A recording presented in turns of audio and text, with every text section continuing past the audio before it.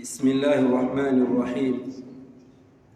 إن الحمد لله نحمده ونستعينه ونستغفره ونؤمن به ونتوكل عليه ونعوذ بالله من شرور أنفسنا ومن سيئات أعمالنا. من يهدي الله فهو المعتد ومن يضلل فلن تجد له وليا مرشدا.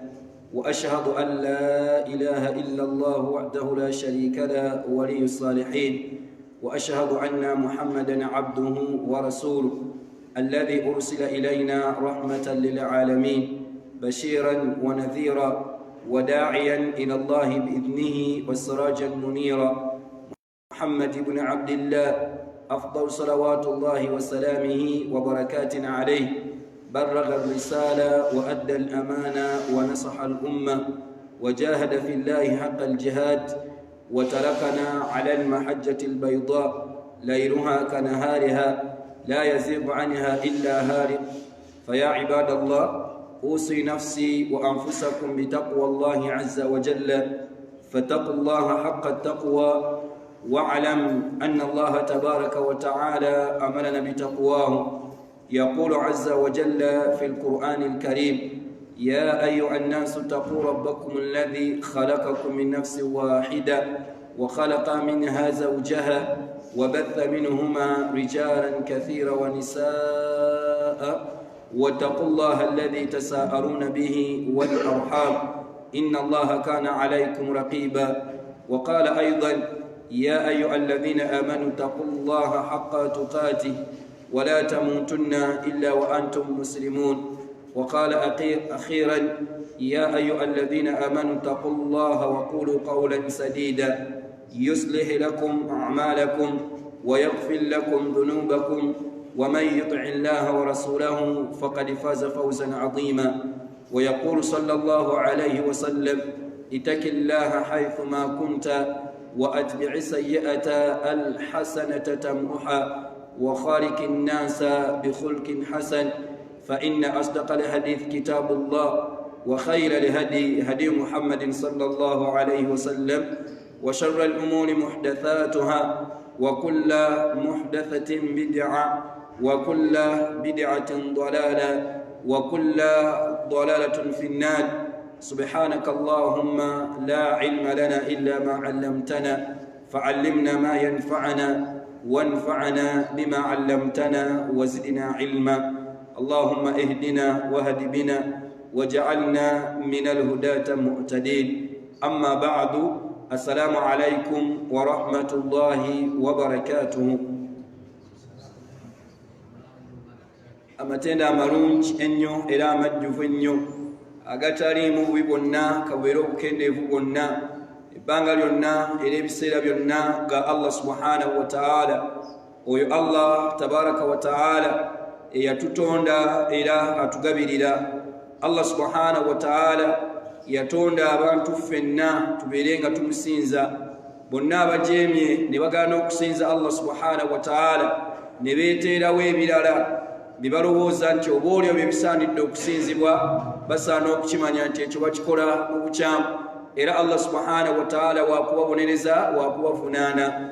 Wabula bonna abafuddeyo okubeera nga batambulira ku mulamwa gw'okusinza Allah subhanahu wa ta'ala nga bamusinza yekka, nga bafaayo okubeera nga basaala, nga bafaayo okubeera nga batya Allah tabaraka wa ta'ala, bakimanye nti Allah subhanahu wa ta'ala agenda kubeera nga abasasula era agenda kubeera nga abasiima era wakubeera nga abawa empeera yaabwe mu bujjuvu. Faya ibadallah, abaddu ba Allah abalungi, nsirema kubeera nga nzijukiza wamu n'okubeera nga nnaamira omwoyo gwange n'ekyammwe okutya ennyo Allah subhanahu wa ta'ala mu bigambo byaffe bye twogera. Tya Allah oyogera amazima, tya Allah weewala obulimba, tya Allah subhanahu wa ta'ala tuleme kwogera okuggyako Allah byasiima. Abange tutya Allah subhanahu wa ta'ala obudde bwaffe obw'ekiro n'obudde obw'emisana. Tutya Allah waffe subhanahu wa ta'ala mu kyama ne mu lwatu, kubanga Allah subhanahu wa ta'ala eyatugaana okubanga tumujemera tewaliyo gye tuyinza kubeera okujjako ng'atulaba. Oyinza okulowooza nti obudde ke buzibye kambeeko ezzambi lyenkola ng'osuubira nti Allah takulaba, naye obeera olowoozezza mu ndowooza mwana wattu etali ntuufu. Omu ku walimu ayitibwa musajja akyaliwo mulamu awangalira mu ggwanga erya Saudi Arabia mu kibuga Madina, y'omu ku bamanyi b'omu kitundu ekyo, ayitibwa Dr. Sulaiman Al-Ruhaili rahimahullahu ta'ala hafidhahullahu ta'ala. Yakwata lumu enkoko zaali 3, nkoko mmeka? 3. Bw'afuna enkoko 3 n'agezesa mwana wattu abayizi be yali asomesa, naga nti mugende enkoko ezo muzisale, naye bwe muba muzisala mumekinge sure nti tewaliiwo n'omu akola ki? Abalaba. Make sure nti wogenda osalira enkoko eyo tewaliiwo akola ki? Akulabye. Ne bagenda ababiri ne bazisala, omu n'atagisala. Bwe yadda namugaa nti wange lwaki gwe kutokoze eki? Lwaki gwe kutogisaze? N'agamba nti mukama wange sheekhe waffe watugambye tunoonye ekifo mwe tuyinza okubanga tewaliwo n'akola ki? N'omu atulaba, naye nemereddwa. Ngenza okudda buli wenzira nga nkakasa nti Allah akola ki? Allah ndaba. Ngenza okuddako eno nga Allah ndaba. Ngenza okudda eno mutuufu n'enkola ki? N'ennemererwa. N'amugamba nti ekigezo ekyo okiyise, banna abasigadde bakoze eki? Bakigudde. Ekituufu mwana wattu ekituukikako naawe oyinza okukigwa senga bakiwa ggwe, nga nti wandiga nti kanneekweke wansi eno laba ntunoomagamaga nti teri andaba, ndi free n'okola. Naye nga weerabidde nti eyakutonda Allah subhanahu wa ta'ala teriiyo kintu kyonna ky'oyinza kukola okujjako ng'akola ki?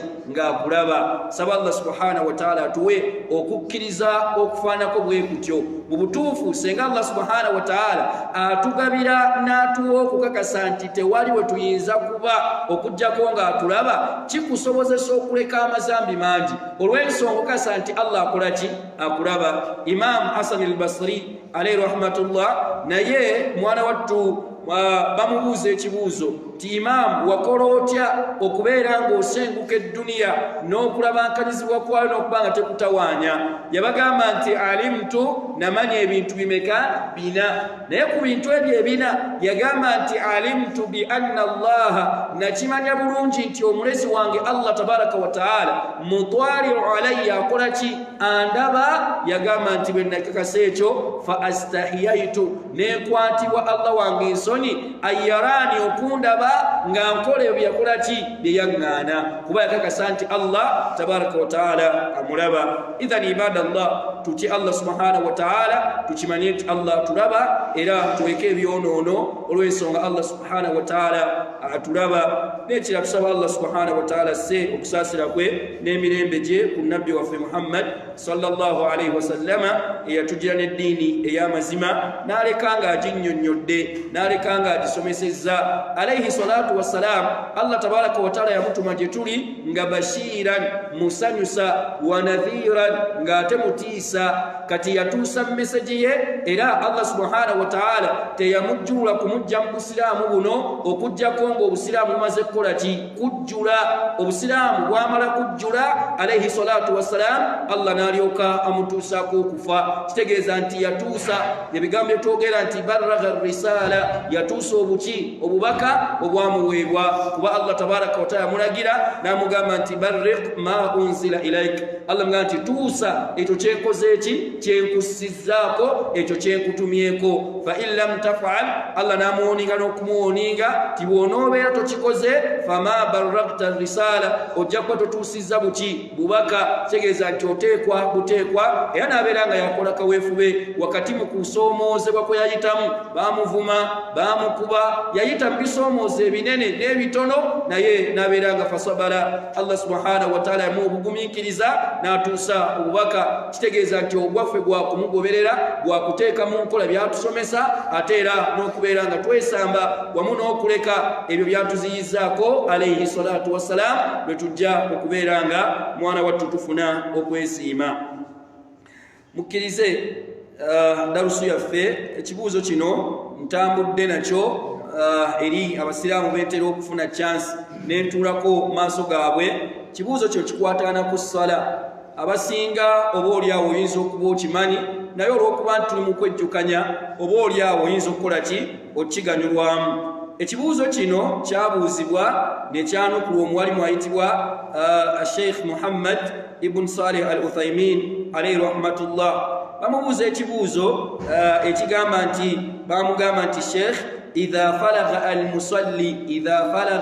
al-musalli في صلاة السرية من قراءة الفاتحة والسورة والإمام لم يرقع فهل يسكت؟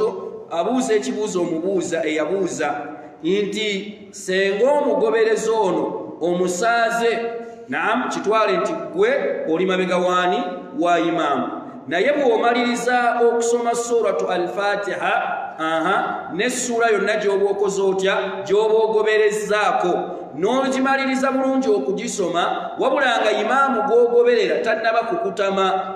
Kibuuzo okiwulira bulungi?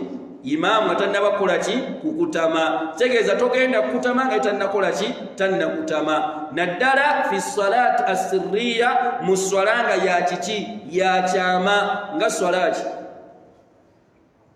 Tutambule dhuhuri masha Allah, salatu dhuhuri, salatu al-asri, omaliriza okusoma al-Fatiha yo n'essura gy'ogoberezzaako wabula imaamu tannaba kukola ki? Kukutama. Kati bamubuuza Sheikhi nti fahal yaskutu, ono omuntu agoberera imaamu asirika? Fahal yaskutu, asirika? Wamma gwokola oti? Osirika n'omulinda nkadde wange gwokola otya? Ofunayo endala gy'ogoberezaako. Mbuuzeera omulala, wamma muganda wange okola otya? Ofunayo endala gy'ogoberezaako. Kale abo bajja tumala biidhinillah. Sheikh bamubuuza ekibuuzo ekyo fa ajaaba n'ayanukula n'agamba nti la yaskutu al-ma'mum idha falaga min qira'atu al-Fatiha was-sura. Yagamba nti omugobereza ono agoberera imaamu bw'aba amaliriza okusoma al-Fatiha n'essura yonna gy'aba akoze atya agoberezzaako, yagamba nti la yaskutu, tasirika. Takola atya? Tasirika. Wabula yagamba nti bal yaqra hatta yarqa'u al-imam hatta law kana, yagamba nti wabula asigala asoma, asigala akola ki? Asoma. Kadde wange kyagambye n'oli kyebagambye kyofunayo essuula endala n'osigala ng'okola ki? Ogisoma. Ekyo kyekikolebwa. Yagamba nti hatta nawankubadde law kana fi raka'ataini allataini ba'da at-tashahhud al-ula. Yagamba nawankubadde oli mu raaka ebbiri ezisembayo oluvannyuma lw'okumaliriza ki? Lw'okumaliriza omwana wattu era tahiyatu esooka ogimaze oli mu raaka ezisembayo. Kubanga lwaki ekyakireese olw'ensonga ebiseera ebisinga baimaamu abatusaaza batera kukoma ku suratu al-Fatiha mu raaka ezebbiri ezikola ki? Ezisembayo nga tumaliriza okusoma tahiyatu esooka. Naye agamba nawankubadde oli mu raaka ezebbiri ng'era omaliriza okusoma al-Fatiha yo imaamu nga tannakola ki? Tannakutama, sigala ng'osoma, sigala ng'ogoberezaako essuula ki? Endala yonna. Tegerekese. Yagamba paka imaamu lw'anaabeeranga akutama yaqra as-surata ukhra, afunayo essuula endala gy'asoma, yagamba nti hatta yarqa'u al-imam, paka imaamu lw'anaakola ki? Lw'anaakutama. Kyava agamba nti li annahu, olw'ensonga laisa fi salatu suquuti, olw'ensonga mu ssala tewaliiwo ka space, tewaliiwo mwaganya gwa kusirika. Laisa fi salat as-suqut, tewaliiwo mu ssala budde bwaki? Kaaganya ka kusirika. Illa okujjako fi hal istima'i al-ma'mum li qira'atu imamuhu. Yagamba nti okujjako mu ngeri emu yokka bwe tukkirizibwa okusirika ke kaseera nga tuli mu ssala nga zaki?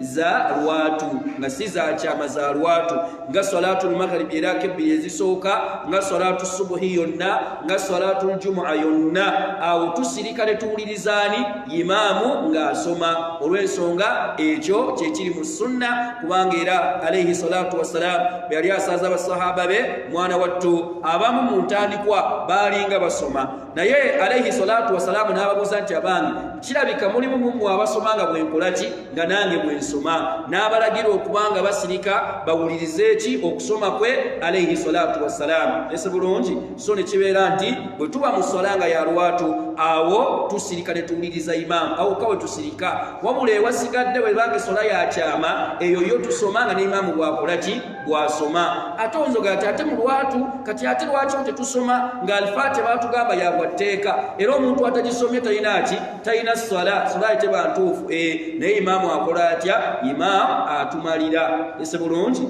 imaamu abeera atumalidde wallahu a'la wa alam. Kategerekesa akantu ako kay saba Allah tubasenako nti bwe tubanga tuli mu ssala nga yakyama imaamu nakubadde tanaba kukutamanga kumaliriza okusoma sigalanga okola ki sigalanga mwana wattu osoma. Wa barakallahu fikum.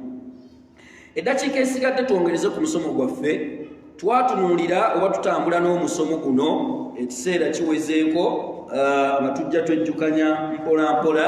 Omusomo gugamba nti aqwalun ebimu ku bigambo wa af'alun n'ebikolwa waladati fiha ujurun azima. Ebimu ku bigambo n'ebikolwa waladat fiha ujurun azima nga biriko empeera ki ennene. Ebimu ku bigambo waliwo ebigambo ng'omuntu bw'abyogera Allah subhanahu wa ta'ala bimuwaamu empeera nga nnene ng'era bw'olaba nti waliyo abantu nga boogera ebigambo nga bigenda bafuukira ensonga Allah ababonereze Allah subhanahu wa ta'ala bateeke mu muliro. Saate era waliyo n'ebikolwa abantu bye bakola nga bigenda kubayingiza ejjana era nga bigenda kufuuka ensonga Allah abawe obulungi bungi. Ne wabaawo ebikolwa nga abaddu tubikola naye nga Allah subhanahu wa ta'ala agenda kukola ki agenda kubeeranga atuvunaana bijja kufuuka ensonga Allah atubonereze. Kitegeeza twettanira ebyo ebigambo ebiriko empeera ebigenda okutufuukira ensonga Allah okutuwejjana n'ebikolwa ebigenda okufuuka ensonga gye tuli Allah atuwejjana atutaasa omuliro gwe. Tewettanira bigambo toyitiriza bigambo by'otagenda kufunamu mpeera yadde ebikolwa nga tobifunamu ki mpeera mwana wattu mu nsi muno n'ewa Allah tabaraka wa ta'ala. Omulundi ogwayita twatunula kibayita al-infaq was-sadaqa okusaddaaka wamu n'okuwaayo mu kkubo lya Allah subhanahu wa ta'ala. Baganda bange ezimu ku ibaada nga za bbeeyi nga za nkizo ng'omusiraamu yandibadde azettanira ye ibaada y'okukwatangako mu nsawo yo. Kale ne weetaba nsawo kubanga ntera obbakubiriza nga nange eseresa eyo bwe twogera kigambo kugaba na kusaddaaka tetutegeeza ssente zokka wabula omuntu kyalina kyakola atya kyagaba kubanga okusinziira mu Qur'an Allah subhanahu wa ta'ala atugamba nti wa mimma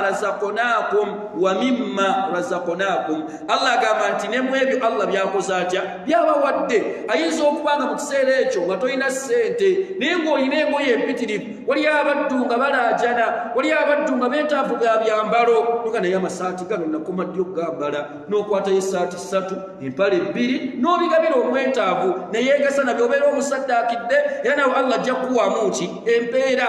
Waliwo okubanga olina byakulya waliyo abantu nga bayalenjala ebaluma naye ng'olina emmere ewaka olinayo obuwunga bwo olina omuceere bwe tuba mukyala batwala n'ennimiro zaabwe mulimu lumonde mulimu muwogo genda osime ku muwogo ono genda osime ku lumonde temayo ettooka oligabira omuki omwetaavu obeera omusaddaakidde n'ebirala bingi mwana wattu ebikolebwa mu kusaddaaka. Kati bwe twogera ku saddaaka tetuzingiramu ssente zokka wabula tugaziye obwongo tumanye nti byonna bingi bye tuyinza okukola tubalibwa tukoze eki tusaddaase era ng'empeera Allah subhanahu wa ta'ala agenda kukola ki ajja kubanga azituwa.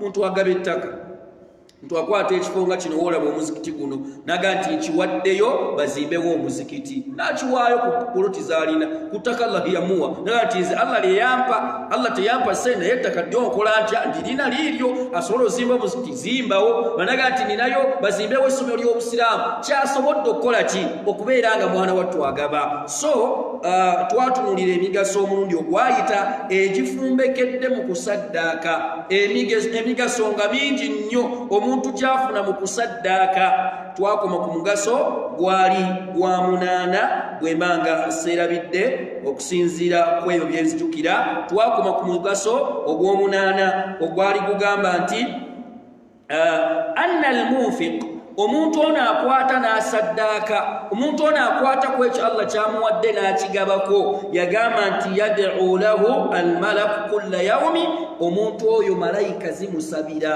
Malayika za Allah zikola ki? Zimusabira. Oyo agabye, oyo asaddaase, kulla yaumi, buli luki, buli lunaku malayika za Allah zimusabira, bikhilaafi almumsik, okwawukanako n'oyo akodowadde, n'oyo agaanye, n'oyo mukono gaamu, n'oyo nkwate tante nga talina kaavaako nga tagaba. Abantu mune bwe tuli, mulimu abagezaako okugaba, mulimu abagezaako okusaddaaka, ne mubaamu n'abantu nga bakodowola bukodowazi. Sigamba nti tebalina, balina. Asobola n'okujja mu muzikiti muno nga mwana wattu alina emitwalo 5, alina akakaddekedde ku makya Allah n'amugulirawo n'akafuna, n'ajja mu muzikiti bakaaba emitwalo 2 gy'amazzi. Bannanga ani atuyamba, banne tusonde, n'ajjayo akeetaano, asobola bw'aba abayamba ennyo ajjeko eddaga ati imam bajjeko 5. Imam n'agamba ati kingi tugenda kumugjawa. Naye nga omusajja aligamba ati imam ekyo nkimaliriza, amazzi ago bagesasule, masannyalaze gegeetagisa nti bagesasule abasiraamu, begase nago, bantu baziine nga bagulira nga nze asasudde, abantu amasannyalaze gaake muziki nga temukizikiza nga nze akoze atya, nga nze awaddeyo. Naye abantu mwebali nga mwana wattu yabikharuuna nga bakodowala. Saba Allah subhanahu wa ta'ala ataasa obukodo. Gwe tugoberera alayhi salatu wassalamu teyali mukodo. Kati obukodo si kitendo kirungi, tekitendebwa na baddu ba Allah. Yenna akirina osaana osaba ennyo Allah akikutaase kuba kiki kibi. Omusiraamu atera n'ekitendo kya kugaba, gaba okusinziira ku busobozi bwo. Allah subhanahu wa ta'ala sote etibwa Furqan, Allah yagamba nti walladhina idha anfaqu, Allah yagamba nti naabo ababa basaddaasa baba nga bagaba, Allah subhanahu wa ta'ala yagamba ebintu bibiri walina okuba bafaanana batya. Yagamba nti ekisooka lam yusrif, tebadiibuuda. Todiibuuda ate buki? Budiibuuza makulu, towaayo kwemalako. Bw'oba ogaba, gaba okusinziira ku kigero, gabako ekitonotono. Yesu otegedde obulungi bw'okugaba, naye togaba ne weemalako ng'ogenda malirizo nga ate mpozi nazisaddaase, olwo n'enjala ekuluma, wawaddeyo zonna n'ozeemalako. Allah yagamba nti lam yusrif wa lam yaqtur, ate tebakodowala kigenze wala, wabula Allah yagamba nti wakaana bayina dhalika qawama, babeera wakati awo qawama makulu, ajran nga benkanyankanya. Naga nti oke nina emitwalo 2, bwe nzijjako 2 n'enziwaayo, wali nendyako ekyemisana kya 5, ate n'abantu bange bennalese ewaka, enkya bwe mbalekerayo omutwalo guno gukola ki? Gubakolera. Amakulu ageraageranya ku kyalina, n'atakodowala kuwaayo katini mutwalire emitwalo, kati alina akakadde naye aweeyo okusinziira ku ekyo Allah kyamuwadde. N'ono alina 2 kyalina omutwalo we kwateteekanyiza, naye aweeyo okusinziira ku buki? Ku busobozi bwe. Ese bulungi. Kati omuntu yenna asaddaaka, malaika za Allah subhanahu wa ta'ala zimusabira nga bwe kijja mu hadith yombaka Muhammad alayhi salatu wassalam yagamba nti ma min yawmi, teriyo lunaku lwonna, ma min yawmi, teriyo lunaku lwonna, yusbihu al-ibadu fihi, abaddu lwe bakeesa nga mwebali lwe bakeesa luno lwakedde, n'olwenkya tulusubira okukya biidhinillah kubuyinza bwa Allah subhanahu wa ta'ala. Kati bwe lubanga lukedde, yagamba terinaku lukya illa malakani yanzirani, okujjako nga Allah assa malayika mmeka?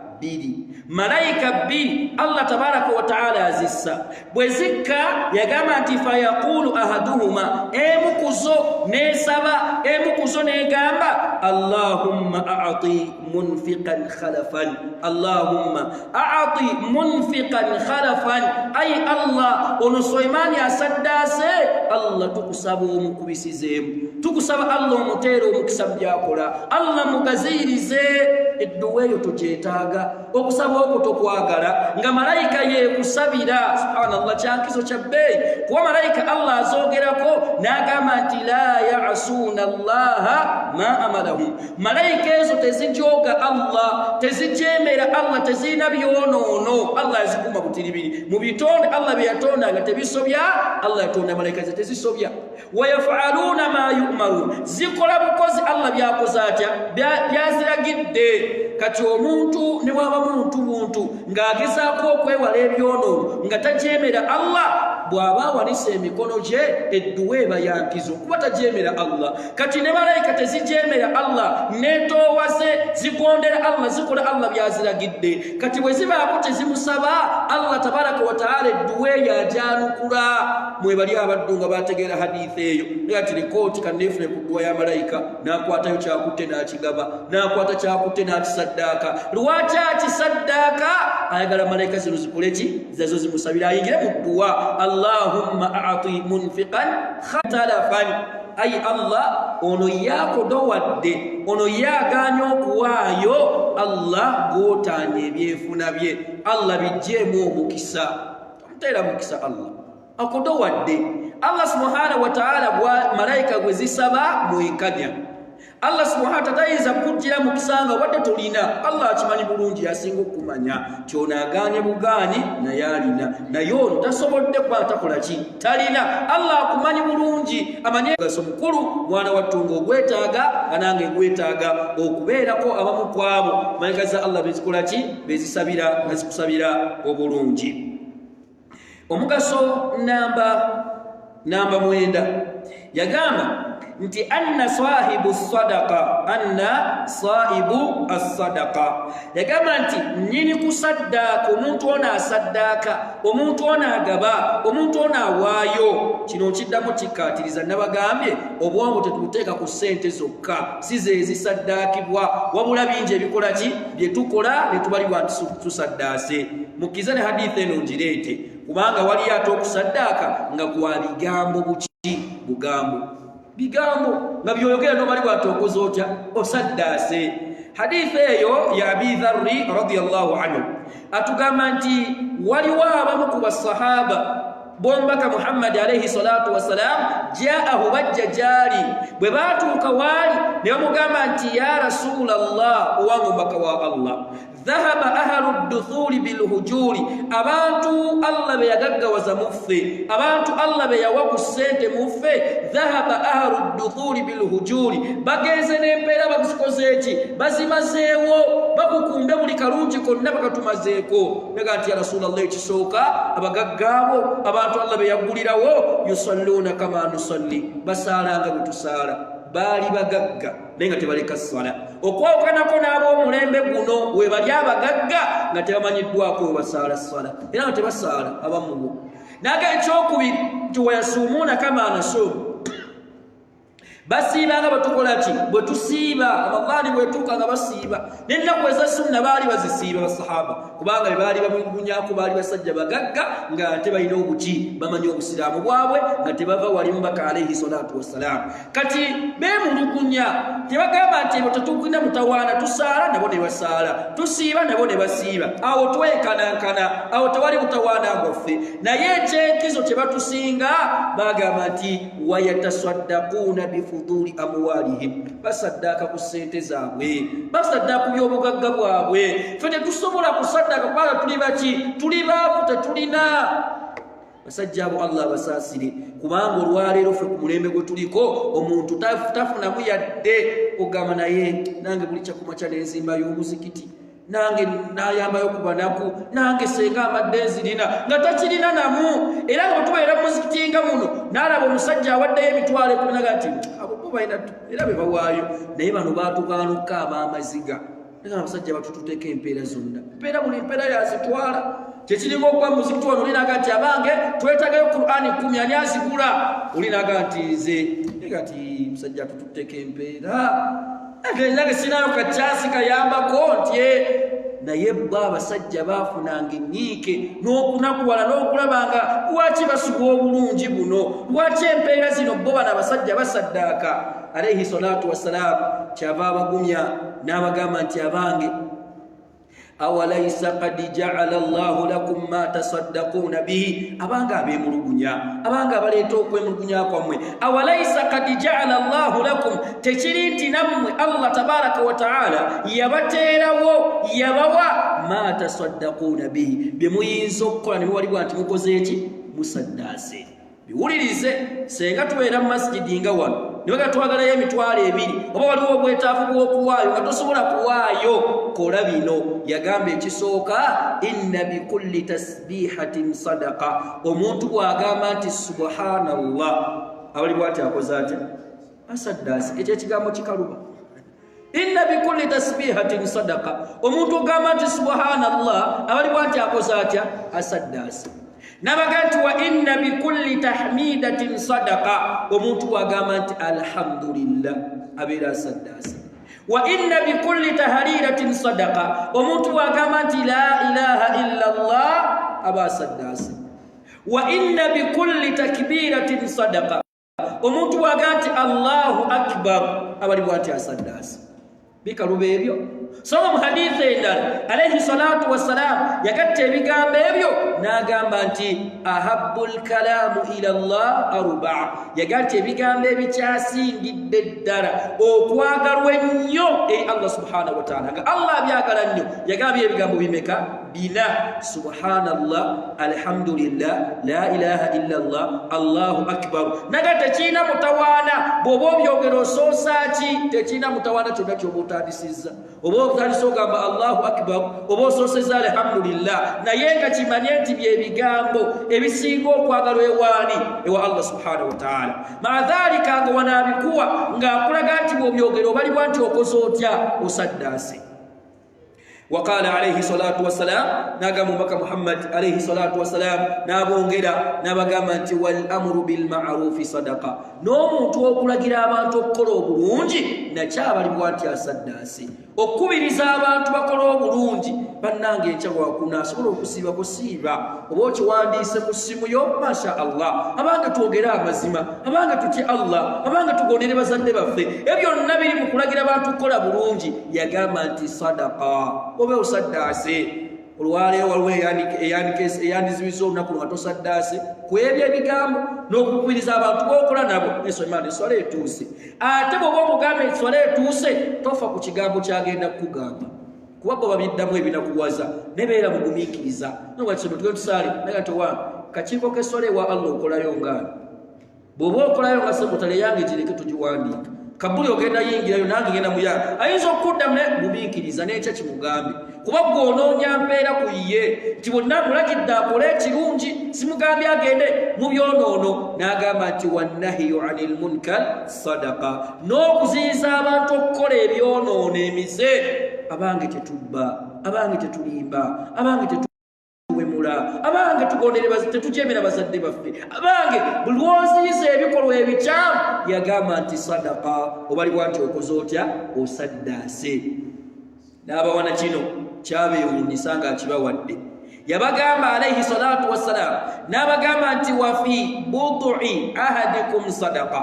Yabagamba nti n'omu ku mmwe ng'alina mukyala we owa halaali gwe yawoowa yamuwoowa halalan tayiba makuba amaki amatuufu. Yagamba nti n'omu ku mmwe okubeera ne mukyala we mu nsonga zaabwe ez'obufumbo yabagamba nti sadaqa nakyabalibwa nti asaddaase.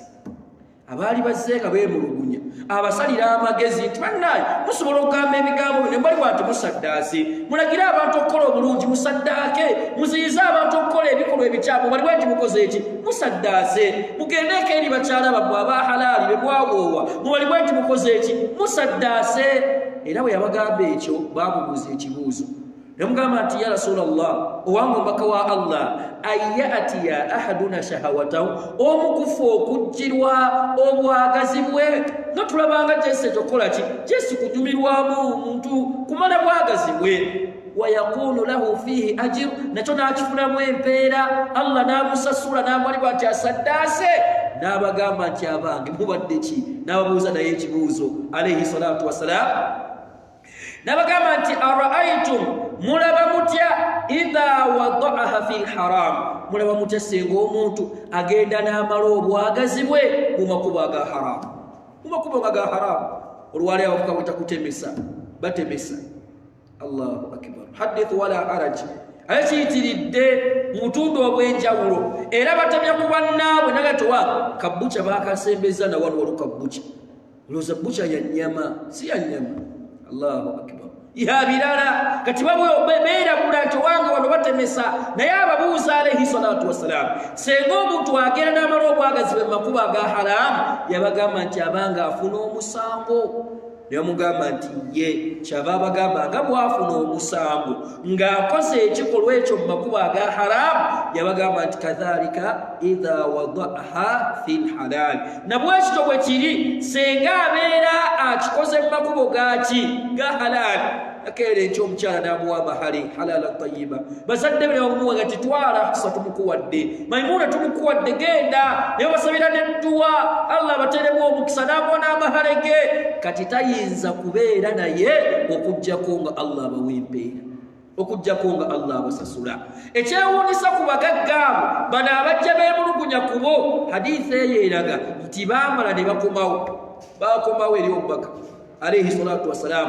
kuba abagagga bwe babiwulira nabo batandika okubikola batandika okugamba nti subhanallah alhamdulillah la ilaha illallah babyogera babyesibako balagira abantu okukola obulungi nabo baalina abakyala badde eri bakyala bwe basaddaka nibakola emirimu egyo bafune empeera subhanallah abaavu ne bakomawo ya rasulallah owange omubaka wa Allah abasajja batusobedde ne bebatuwadde ate nabo batandise okubikola babitututteko n'abagamba nti abange dhalika fadlullahi obwo bulungi bwani bwa Allah subhanahu wa ta'ala yutihi man yasha Allah bwa bwabayagadde obwo bulungi bwa Allah abuwa bwakoze ata bwayagadde abo mubaleke Allah yabasukkulumya baali basaala basiiba basaddaaka sente zaabwe baziwaayo balagira abantu okukola obulungi bakola ebyabo mubaveeko temujja basobola basajja baali beewuunyisa nga buli kalungi bakaluluuka ne bakettanira be basaddaaka ate be basaala nabino bye yabanga nti nabyo tubisobola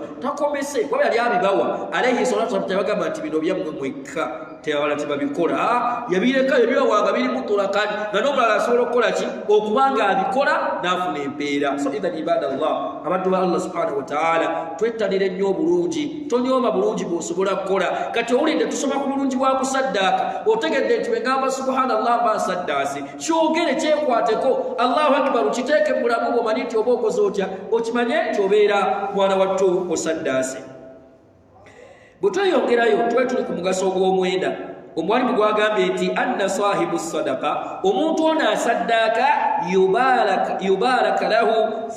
yubaraka lahu fi maalihi Allah amuteera omukisa mu maali ye omuntu ng'asaddaaka n'awaayo kyawaddeyo Allah subhanahu wa ta'ala amuteera omukisa muki mu maali ye yagamba nti kama akhbara annabiyu sallallahu alayhi wasallam nga bwatutegeeza omubaka Muhammad alayhi salatu wassalam yagamba nti ma naqasat sadaqatu min maali hadithi endala alayhi salatu wassalam ng'agenda oleeta ensonga eno yasooka bagamba nti thalathatu uqsimu alayhinna yagamba nti ebintu bisatu mbirayirakaani Allah subhanahu wa ta'ala wa uhaddithukum haditha era ne byembanyumiza obunyumiza fahfadhuhu mubikwate byembanyumiza ne byendayirako Allah mubikwate kyabagamba alayhi salatu wassalam yali abawa ebisatu nyagalako kimu yabagamba nti ma naqasa malu abdi min sadaqa ma naqasa malu abdi min sadaqa okusaddaaka tekukendeezangako kusimbiza omuntu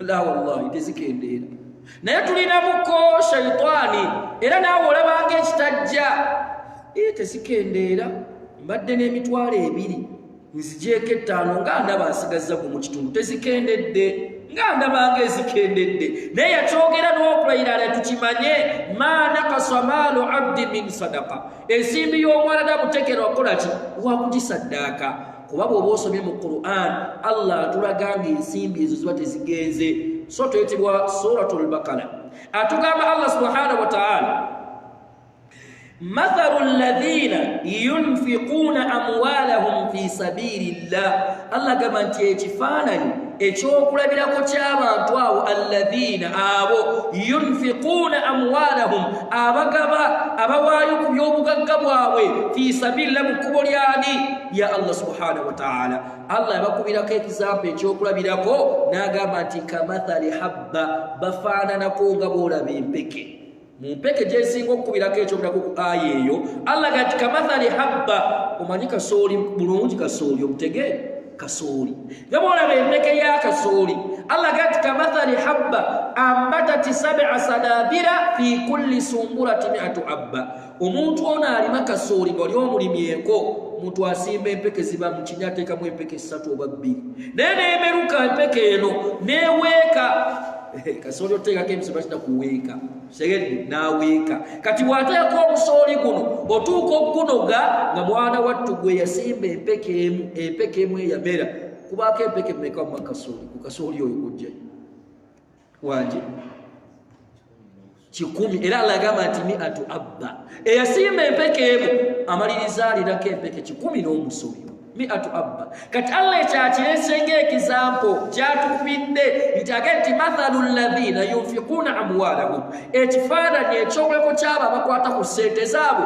ne bazisaddaaka fi sabilillah mu kkubo lya Allah bafaanana omulimi alima asimba empeke y'akasooli emu n'asanga nga kuliko 10 kiseeza nti omuntu asaddaasa siringi 10 maaso ga Allah alina empeera ezitagambika 10 awaddeyo ebitaano empera ne zeeyongera awadde 10,000 ekisukka awadde kyawadde munene bwakyo obulungi busukka bweyongera wallahi yagamba nti wallahu yudaifu liman yasha Allah adabulingira Allah akubisizaamu yenna bw'aba ayagadde nga bw'aba ayagadde Allah tabaraka wataala wallahu wasi'un alim Allah mugagga Allah byalina bingi tebikendeera kati so okusaddaaka kuno tekukendeeza lwaki tulinamu endowooza eyo nti bwe tuwaayo byabikendedde waliwo omulabe ayitibwa shaitaani Allah subhanahu wa ta'ala ajogerako n'agamba nti ash-shaytaani ya'idukum al-faqra ash-shaytaani ya'idukum al-faqra Allah gati shaitaani y'ebiseera byonna ebalaganisa kwavuwala ega kati ogenda ziwaayo gutolya kikopo kya ggulo kati bwoziwaayo gutozagala boziwa bagenda nakuzirya yiza kitowaayo shaitaani bwetyo era bakali omwanadamu abadde ajjuze nniya asaddaaka ettaka lye aliona kati gotalaba nti amataka ennaku ze bagatunda kati ogenda ddiwaayo ogenda dditeekawo bajja nayo dditunda towaayo neemubuzaabuza ashaitaani yaidukum alfaqra ogenda kwavuwala bwetyo olwaleero mbadde n'ebigambo byensomako bya Imamu Hasan al-Basri alayhi rahmatullah neewuunya abasajja balina okumanya yagamba nti yasoma mu Qur'an nga shaitaani etulaganisa okwavuwala shaitaani ng'etulaganisa kwavuwala mu kuwaayo n'okukola ebirungi naga nti naye ekyewuunyisa twakkiriza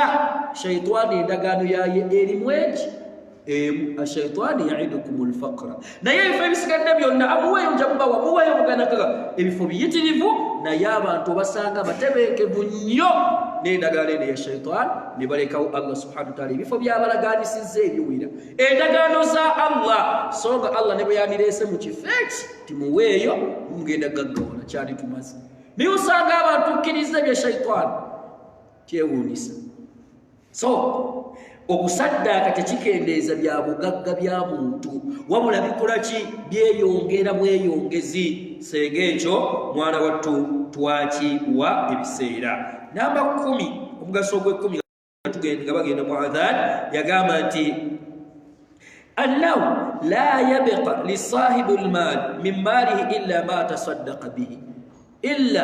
tasaddaqa bihi yagamba nti omugaso ogw'ekkumi oba ekikulu eky'ekkumi mu kusaddaaka omuntu ono asaddaase talina kyasigaza mu bya bugagga bwe okuggyako kyasaddaase muganda wange okitegedde omuntu ono asaddaaka talina kyasigaza okuggyako kino kyakoze atya kyasaddaase ku maali ye kyekisigala uliza hadithi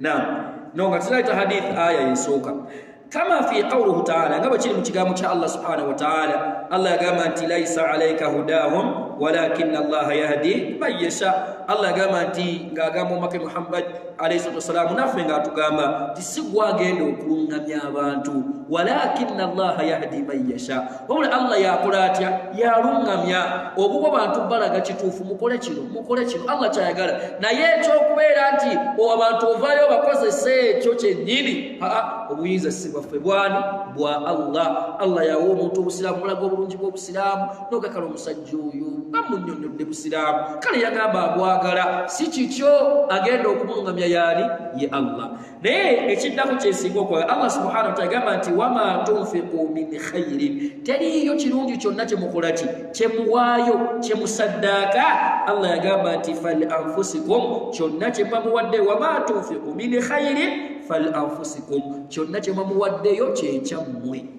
busiraamu muganda wange baganda bange busiraamu ebbiri z'oteeka wano zezizo ebitaano by'oteeka wano byebibyo by'osaddaase wano byebibyo n'agamba nti wama tunfiquuna illa naye mukimanye kyabunaazibwa okubanga musaddaaka temugaba temuwaayo illa ibtighaa wajhillah muweeyo nga munoonya Allah kubasiima towaayo ng'onoonya kabandabe Sulaimaani andabe Abdallah andabe nedda waayo ng'onoonya Allah kusiima makulu saddaaka kulwani kulwa Allah subhanahu wa ta'ala kyava agamba Allah subhanahu wa ta'ala n'agamba nti wama tunfiqu min khairi teriyo kirungi kyonna kyemuwaayo kyemusaddaaka Allah yagamba nti yuwaffa ilaykum Allah kibakubisizaamu Allah abakubisizaamu ate wa antum la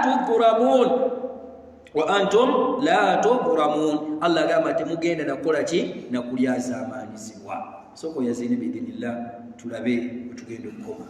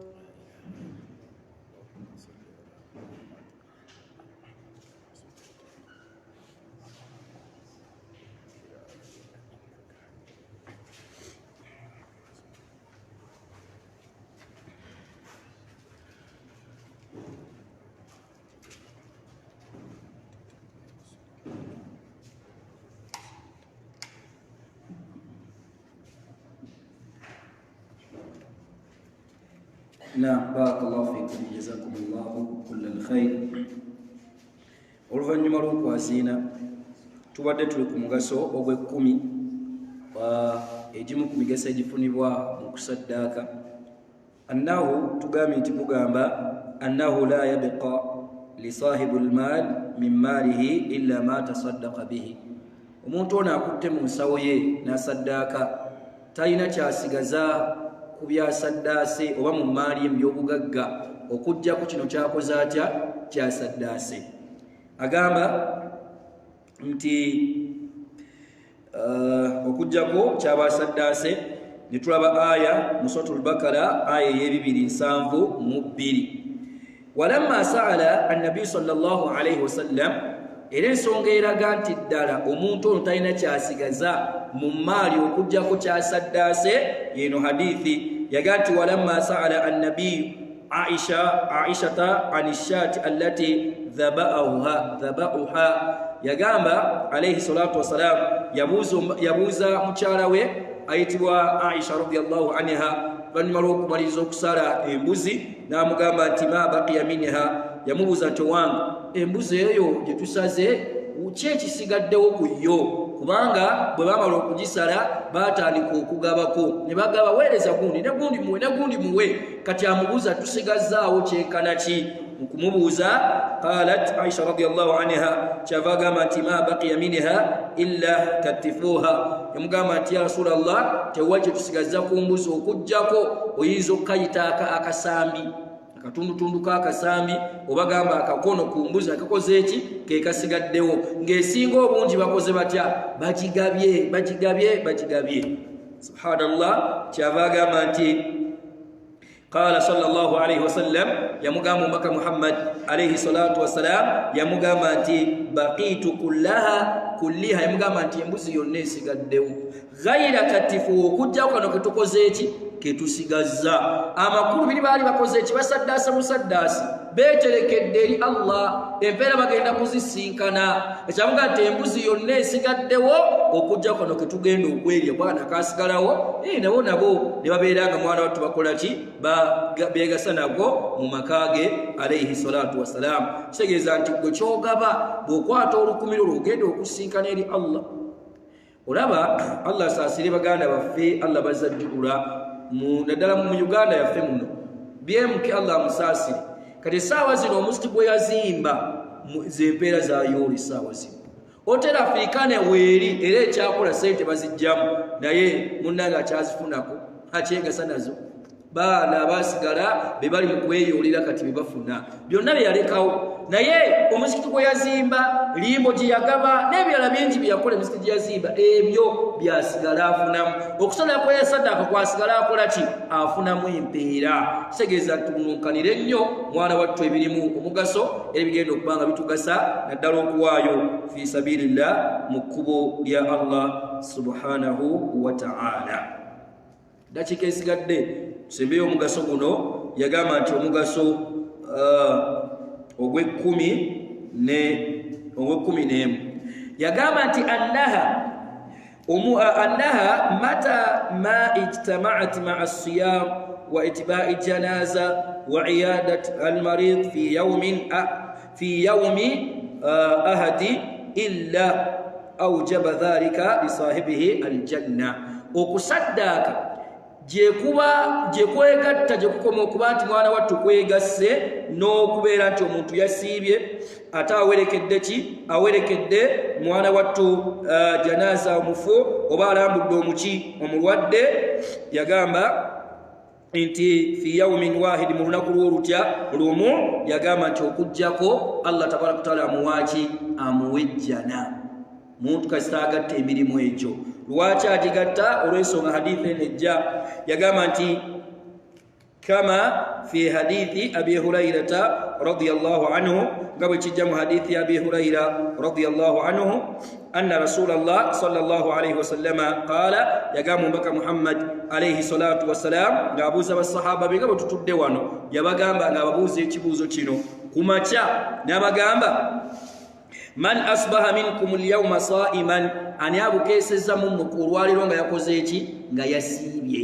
ani abukeseza mu mwenga yasiibye agamba qala Abubakar Siddiq radiyallahu anhu kyabagamba nti ana ya Rasulallah nze nakoze eki nasiibye n'abuuza ekibuuzo ekyokubiri faman tabi'a minkum alyawma janaza qala Abubakar ana ani mumwe yawolekedde ku mufu aziiseeko qala Abubakar n'agamba nti ana nze nakoze eki naziise oba nawerekedde ku mufu qala n'abuuza ekibuuzo ekyokusatu faman aada minkum alyawma maridan ani alambudde ku mulwadde n'agamba nti ana ya Rasulallah faqala n'ekirala ekijja ani aliisiza miskin kyava agamba alayhi salatu wassalam n'agamba nti faqala رسول الله صلى الله عليه وسلم ما اجتمعت في امرئ الا دخل الجنه ومتيزا كunganya bintu bimeka bina okujja konga Allah muwejjana tayiza kubikunganya nebiwera mu lunaku lwe okujja konga Allah muwachi amuwejjana ye yasibye yasaddase ate umusanga yawerekedde ku mufu okujja konga Allah tabaraka wa taala amuwa mwana wattu empeera n'emigaso egyo n'emirala ekikyaliwo wano gye tujja okulaba omulundi omulala saba Allah abeere nga atugasa nabyo era abeere nga atusonyiwa ensobi zitugwamu nga abatonde wa barakallahu fikum wa jazakumullahu kullal khair mbajjukiza nti enkya lwakumeka lwakuna mufu abeera asobodde kirungi okubeera nga asiibako sijja kubanga nsingakaawo sijja kusingakaawo biidhnillah subhanaka allahumma wa bihamdika nashhadu an la ilaha illa anta mpozi n'akalala kenyinza okuyisaawo